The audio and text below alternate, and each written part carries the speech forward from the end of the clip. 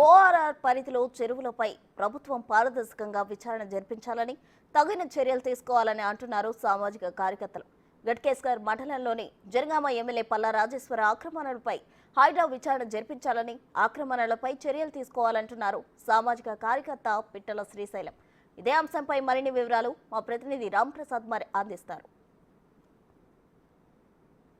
మనం గట్కేసర్ ఏరియాలో ఉన్నటువంటి వెంకటాపురంలో నిర్మించినటువంటి అనురాగ్ యూనివర్సిటీ కూడా ఇటు ప్రభుత్వ స్థలం ఏదైతే అక్కడ ఉన్నటువంటి చెరువులకు సంబంధించినటువంటి నాడెం చెరువు ఏదైతే ఉందో దాని ప్రాంతంలో ఉందని చెప్తున్న నేపథ్యంలో గట్కేసర్ ప్రాంతానికి చెందినటువంటి సామాజిక కార్యకర్త సోషల్ యాక్టివిస్ట్ శ్రీశైలం ఉన్నారు. మనం మాట్లాడి తెలుసుకుందాం. సార్ చెప్పండి, ముఖ్యంగా ఈ యొక్క పల్లా రాజేశ్వర రెడ్డిపై వస్తున్నటువంటి ఆరోపణలు మనం ఏ విధంగా చూడాలి? ఇప్పుడు ప్రస్తుతం మాత్రము ఈ చర్య మాత్రము ప్రతిపక్షాలపైన చేసిన చర్యలాగానే అవుపిస్తుంది. కానీ నిజానికి చెరువును కబ్జా చేసిన ఏదైతే పల్లా రాజేశ్వరుడో ఆ చెరువు గురించి వాళ్ళు కేసు పెట్టకుండా చెరువు కింద ఉన్న కాలువను కబ్జా చేసిన, చిన్న కాలువను కబ్జా చేసిందని చెప్పి కేసు పెట్టిరు. నిజంగా ప్రభుత్వం కనుక చిత్తశుద్ధి కనుక ఉంటే ఏదైతే నాడెం చెరువు ఉందో నాడెం చెరువును కబ్జా చేసిన నీలివే హాస్పిటల్ భాగం ఏదైతే ఉందో 813,796 ఈ 2 సర్వే నంబర్లోని భూమి ఈ FTL లోపల ఉంటుంది.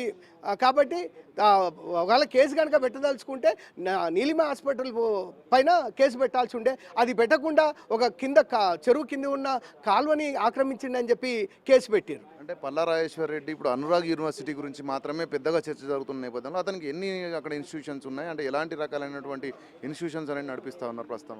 అక్కడ అనురాగ్ యూనివర్సిటీ పేరుతోటి గతంలో CVSR కాలేజీ, తర్వాత అనురాగ్ కాలేజీ, తర్వాత ఈ నీలిమ హాస్పిటల్ ఇట్లాంటి కాలేజీలు నడిపిండు. ఇవాళ దానికి అనురాగ్ యూనివర్సిటీగా ఎస్టాబ్లిష్ చేసుకున్నారు. ఇదంతా కూడా ఈ దాదాపు 13 ఎకరాల స్థలం ఆయన ఈ అనురాగ్ యూనివర్సిటీలో ఏర్పాటు చేసిండు.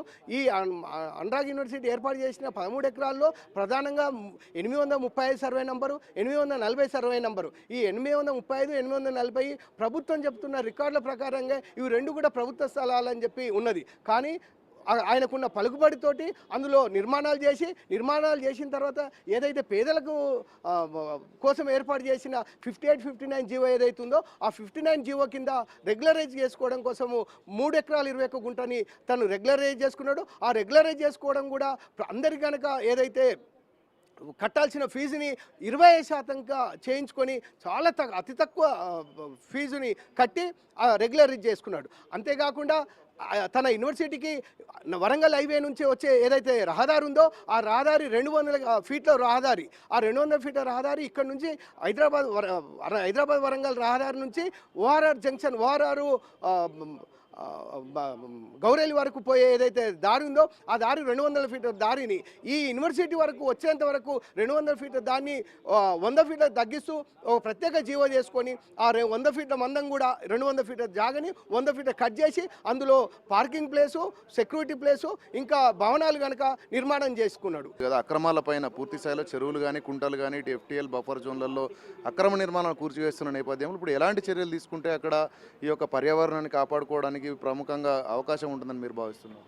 ఈ చెరువులు, కుంటల్ని ఎవరైతే కబ్జాలు చేసారో వాళ్ళందరిపైన క్రిమినల్ చర్యలు కనుక తీసుకుంటే మాత్రమే యాక్షన్ అవుతుంది. ఏదో చేసి వెళ్ళిపోతే మాత్రం అది పరిష్కారం కాదు. ఎందుకంటే గతంలో కూడా మనం చూసినాము, కూల్చివేసిన ప్లేస్లో మళ్ళీ నిర్మాణమైన ఘటనలు కూడా ఉన్నాయి. కాబట్టి వీటిపైన ఖచ్చితంగా ఏదో ఒక చాలా కఠినమైన శిక్షలు ఏవైతే ఉంటాయో మనం ఇప్పుడు చెప్పుకునేది PD యాక్ట్ లాంటివి కనుక ఏర్పాటు చేసి ఈ ప్రత్యేకంగా చట్టం కనుక తీసుకొచ్చి వాటిని కనుక పెడితే మళ్ళీ ఇలాంటి కబ్జాలు జరగకుండా ఆస్కారం ఉంటుంది. గత ప్రభుత్వం అండతో అయితే ఇటు పల్లా రాజేశ్వర రెడ్డి పాల్పడ్డాడంటే అక్కడ స్థానికంగా ఉన్నటువంటి సామాజిక కార్యకర్త మనతో చెప్పడం జరిగింది. దీనిపైన పూర్తి స్థాయిలో రాష్ట్ర ముఖ్యమంత్రి కూడా స్పందించి పూర్తి స్థాయిలో విచారణ పారదర్శకంగా నిర్వహించి పల్లా రాజేశ్వర రెడ్డిపై చర్యలు తీసుకోవడంతో పాటు ప్రభుత్వ భూములను కాపాడుకోవాలంటూ కూడా అక్కడ గట్కేసర్ ప్రాంతానికి చెందినటువంటి ప్రజలైతే కోరుతా ఉన్నారు. కెమెరామెన్ వంశీతో రాంప్రసాద్, బిగ్ టీవీ, హైదరాబాద్.